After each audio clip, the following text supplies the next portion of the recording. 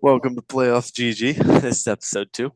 This is April 29th. We are going over the yesterday's games, the Cavs and the Heat, and also the Rockets and the Warriors. And we'll be going over a couple future games and just kind of the whole playoffs in itself.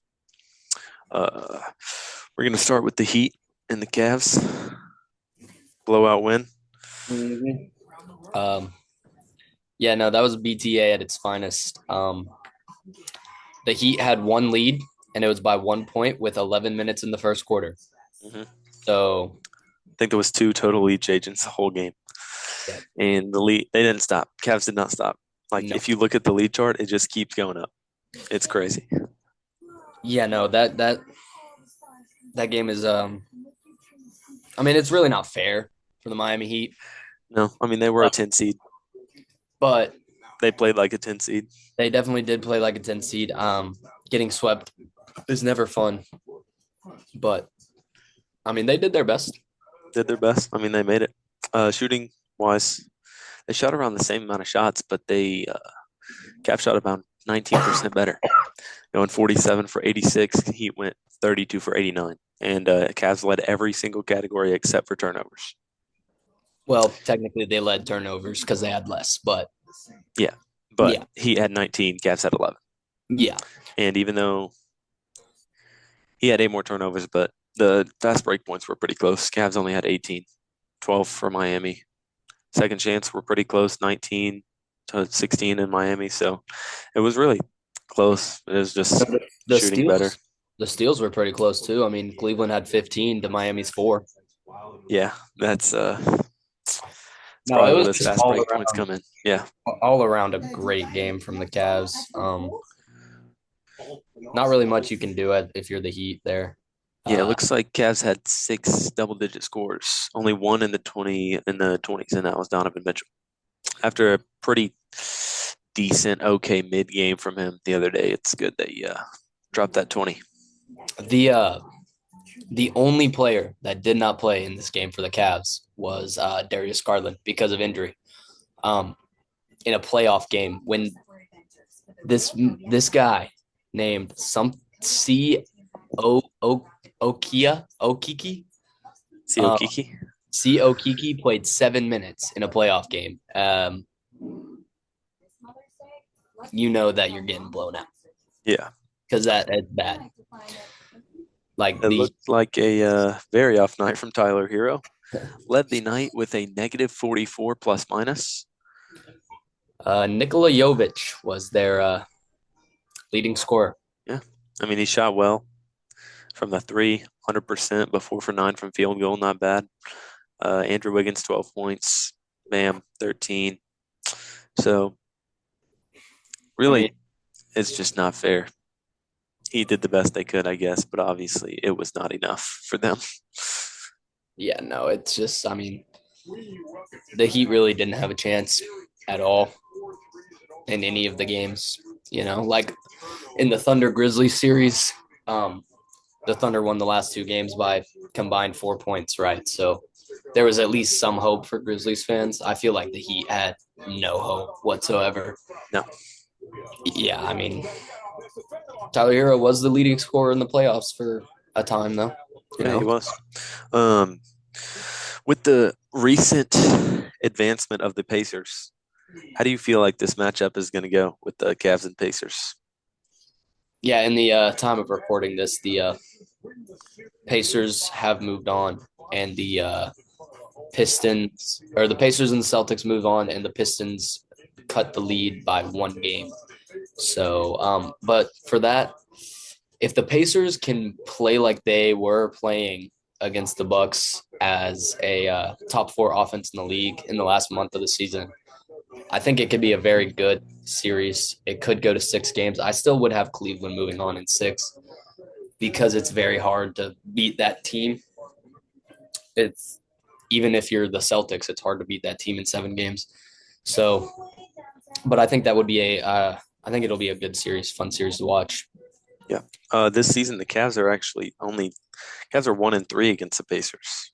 So Really? Pacers have been one of the teams that have been able to beat the Cavs multiple times, and Wow. they've all been close. The only win the Cavs had against them was January by 10 points. So this could be a good series right here between these four seed Pacers. I mean, I just want to say something since we're on the topic of the Pacers. When your leading scorer, Pascal Siakam, has hold on, pretty sure he had 10 points in 41 minutes, and you still beat the Bucks. That's a very good game from all your role players. Yeah. And if they can play like that with Pascal playing good like he can, they're a dangerous team. You know, Oh yeah. definitely will give the Cavaliers a challenge in the future whenever round two starts. Yeah. I still think the Cavaliers can pull it out, but it'll definitely be a interesting back and forth series. You know, funny thing is, I could honestly see the Cavs winning that series in 5 or 4 games. Um, that's how good the Cavs are compared Yeah. to Eastern Conference. But um, I could also see the Pacers winning in 7. You know, I think it'll be a good, scrappy series. Donovan Mitchell's going to have to play better Mm. since he's actually playing a better team. You know, Darius Garland's got to come back from that injury. Yeah. No Uh, idea when he's expected to return, but I think it's a foot. he's got time. I think it's a foot injury, but I don't know for sure. I just feel like hearing about that. So, On the topic of Scrappy, let's talk about that Rockets game. mm, I think at least five technical fouls 5 in that technical, game. 4 or 5, yeah. Most of them in the first Um, half. yeah, which means Uh, they come down, you know. it's pretty crazy. But there was a sequence within 5 minutes of each other that Draymond Green got a technical foul and then got a flagrant one right after. They're scared to eject him, man. Yeah. They And actually are. I personally think the kick to the head was not on purpose by Do any means, feel as though that first one was undeserved. Just not but fair. it's Draymond Green. If you're throwing techs out like that, you're going to give him one, you know. Draymond So Green is one to get attacked, so that was a good game, you know. yeah. It was a Rockets great game actually by did. If you look at the stats, Rockets should have won that game. They shot better. 100%. Yep. Yeah, 11. It was a close game throughout the whole time. 11 lead changes. 10 times they were tied. Rockets out rebounded them. Steals were almost even. 13 turnovers for the Rockets, so to the 8 Warriors, and Warriors assisted the ball better. And Rockets shot better though. They percentages were better. Field goal and three were almost 10% higher each. I mean, But but Warriors shot Warriors shot 46 points, 46 threes compared to the Rockets 23 I was gonna three say pointers. they shot 10 more field goals and 23 more 3-pointers. Yeah, so So double the amount of the Rockets. yeah, but thing that hurt the Rockets real bad was going 19 for 31 from the free throw line. Oh yeah, Um, 61%. Warriors shot 91 as a team. That's crazy. that's a big difference right there. And it honestly, if they make a few more free throws throughout the game, they win that game. You know. Now, Buddy Hield had a great game. Great game for him. Yeah. I saw a clip um, on TikTok by Steve Kerr was talking to the team after the game, and he said, "I'm going to say something that nobody has ever said." And he said, "Buddy Hield, you set the tone on defense." Uh, Wow.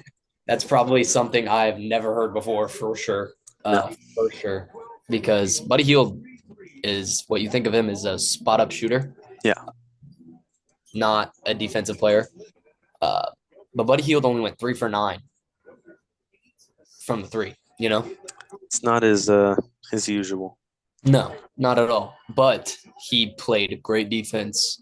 He was hustling. Like every time I looked up at the screen, I saw Buddy Hield like trying to get shifty, and I was like, "Whoa," because that was unexpected from him. And Buddy For sure. Buddy Hield, that pickup is. I mean, I know we talked about it last episode, but Buddy Hield was supposed to be a great pickup. I mean, he's a one-dimensional player, just like Clay was, shooter only. I mean, that's what they needed when they traded Clay, but he Time just. Clay Thompson, he was top 5 defender in the league I mean, I don't know about at the that. position. Not like, I'm not talking nowadays where you can come out and guard 5 freaking positions, but Mhm. back in the day, he was a perimeter defender and he was pretty good at it. So, but no, Buddy Hield definitely was supposed to be a good pickup. Supposed to be a spot up shooter, help space the floor, especially with Draymond Green.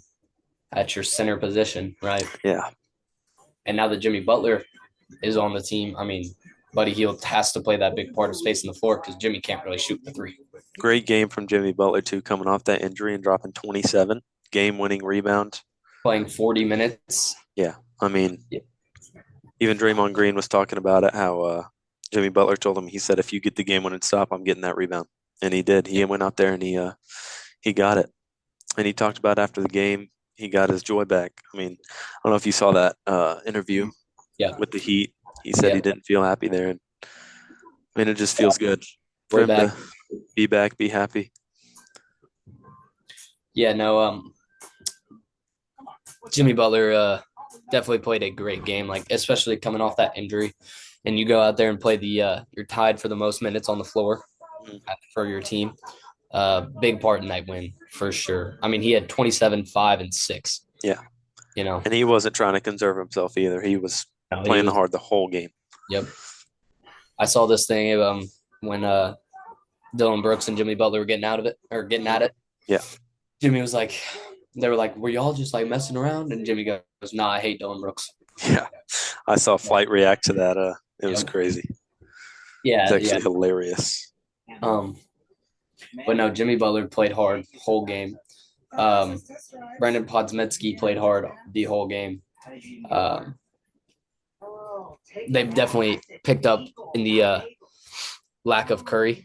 Curry went 2 for 8 from three. Yeah. Definitely wasn't one of his best games, but uh, Podsmetsky and Jimmy Butler definitely helped pick up the slack. I mean, that's not really showing my phone. It's all right. Yeah, definitely. So Warriors take a 3-1 lead. That's very crucial for them. I mean, I this is an really, upset right here, but I really don't think anybody expected the Warriors to take a 3-1 lead. no. Like I expect the Warriors to win, but for them to take a 3-1 series win or lead and have the potential to win in five, I don't think anybody expected that because everything that I saw was always Warriors in 6 or 7 if they had the Warriors winning and they Yeah. have a chance to win in five. And that's very big. That's very big, yeah. And they are probably going to play Minnesota. That's what I was gonna talk about next. That's gonna be a very good matchup though. Yep. If depending on the defensive situation, Curry could have Mike Conley guarding him.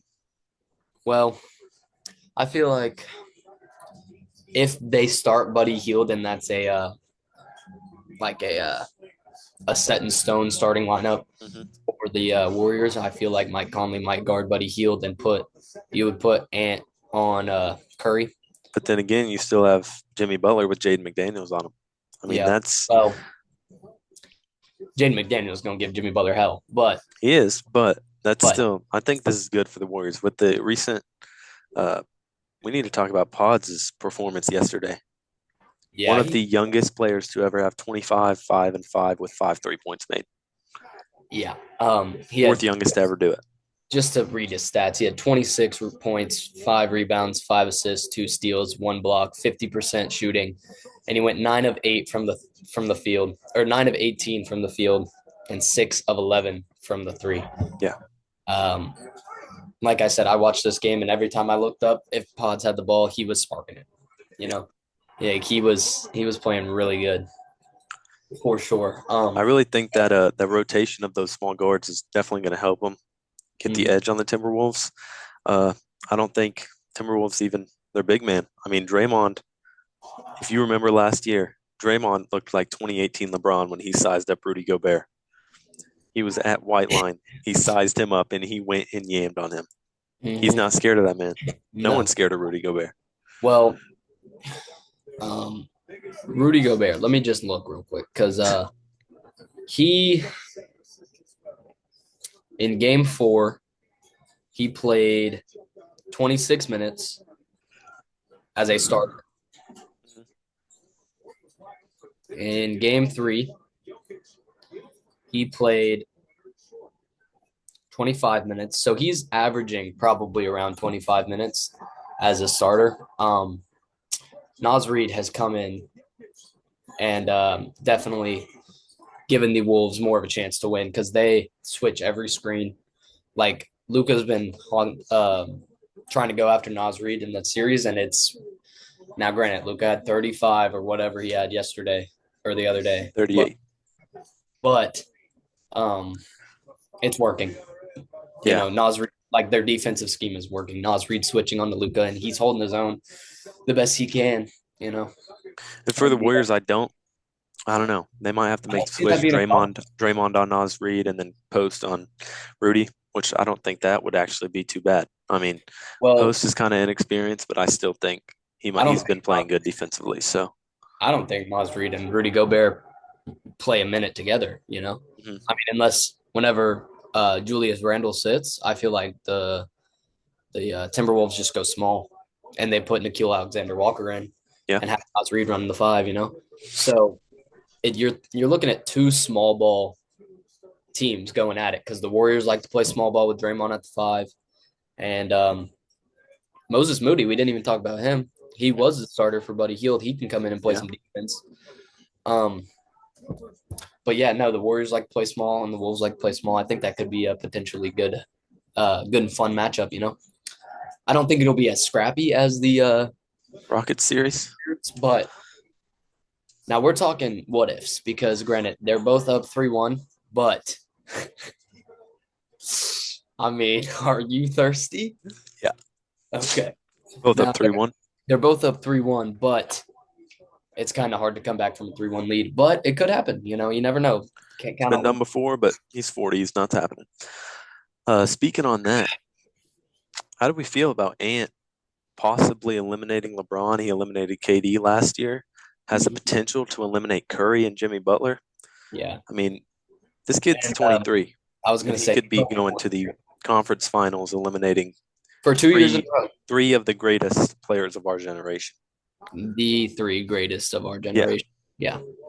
Um, if it happens, it would be a story to tell, you know. yeah. But who knows? We can only predict. If now, granted, if that was the case and it was Warriors and Minnesota in the second round, that's a 6 and 7 seed. They were battling all year. Can you tell me the record, their season record together? Yeah, Because I feel like that would be a pretty close series. it definitely was. There's six. Yeah, one game apart. 49 for the Timberwolves, 48 wins for the Warriors. Yeah. Came So I down mean, to the last couple games. yeah, it definitely did. So I mean, those teams were fighting for those. I think what last four spots, three Hmm. spots, Those like last four spots were still up for grabs for the still up for last grabs, game. right? So those two teams, those were two of those teams that were fighting for it, and I think the Timberwolves jumped the Warriors after they lost to the Clippers in the last game. But um, who knows? It might work out for the Warriors anyway. Yeah, You know, I could see my prediction for that round would be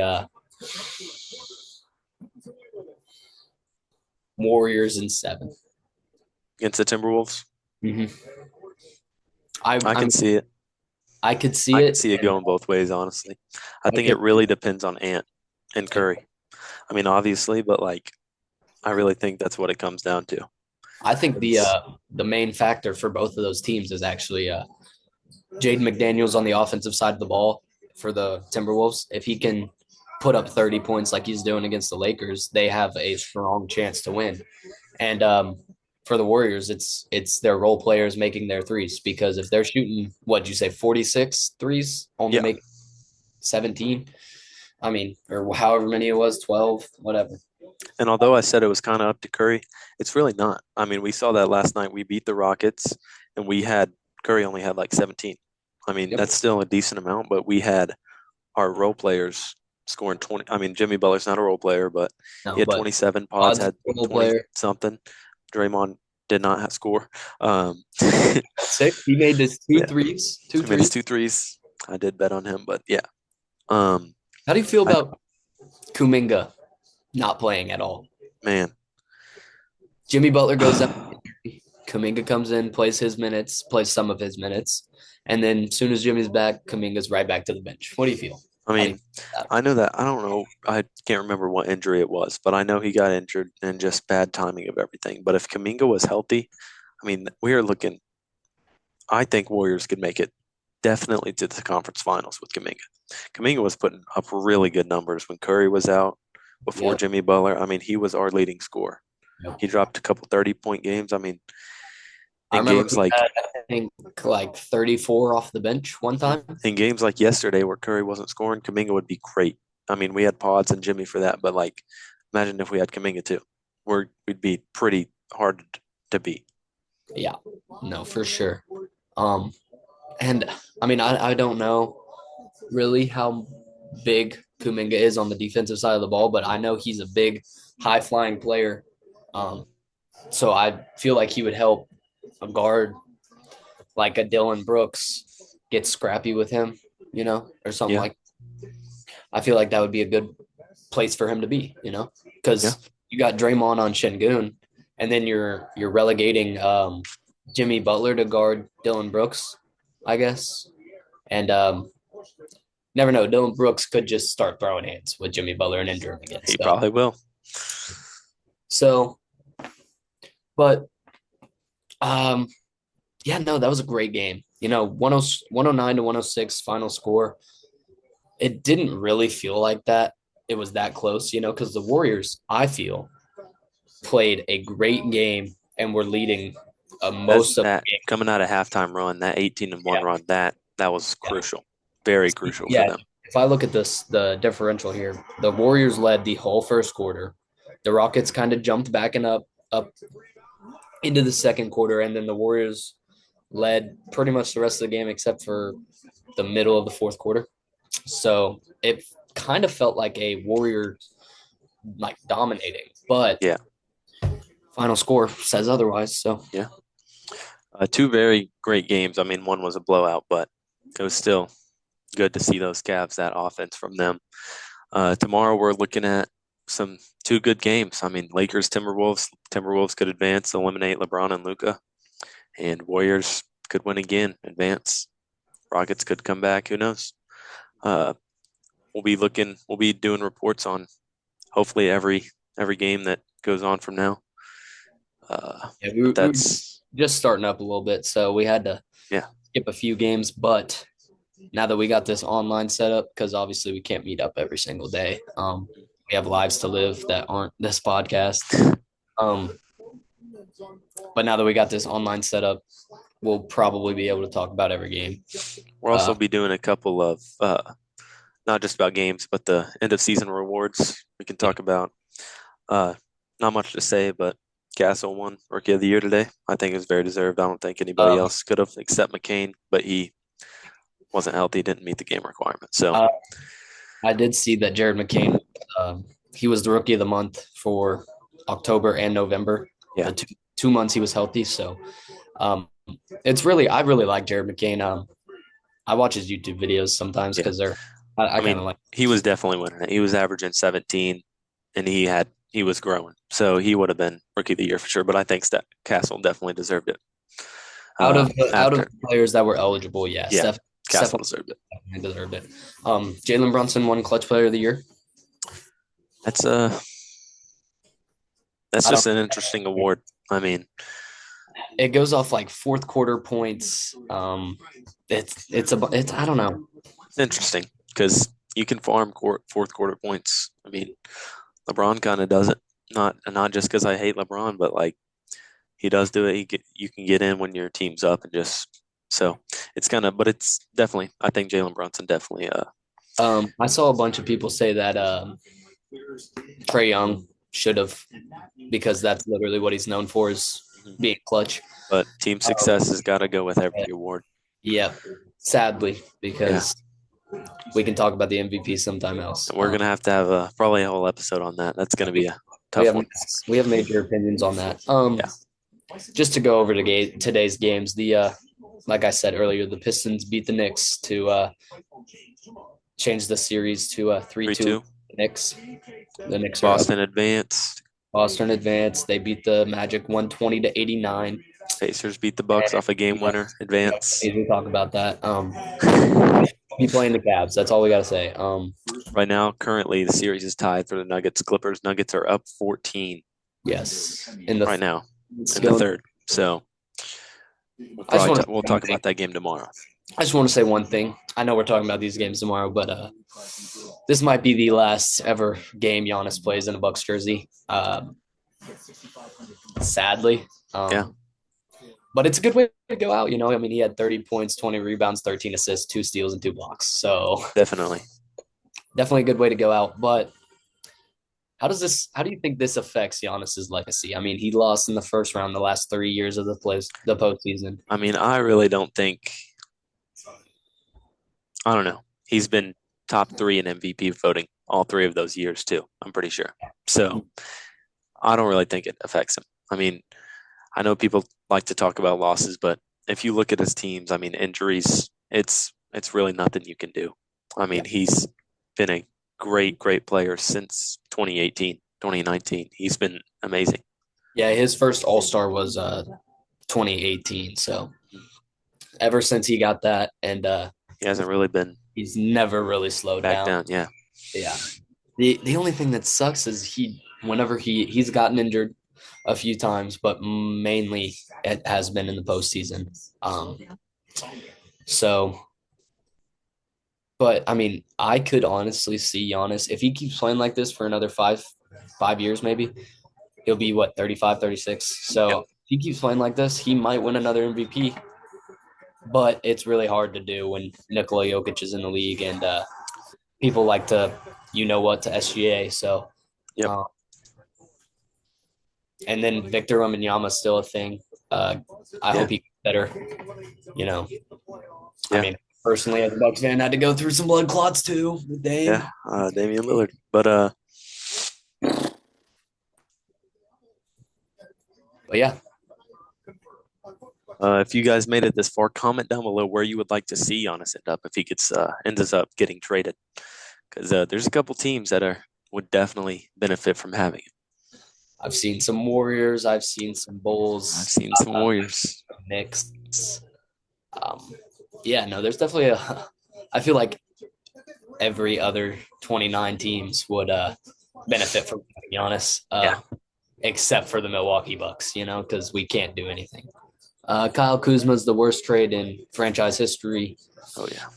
Um, anyways, yeah, that's all I have to say about the Bucks. They broke my heart, man. Uh, we'll be back tomorrow talking about those two games: Timberwolves, Well, Lakers, Rockets, Warriors, and we'll be predicting games on the first.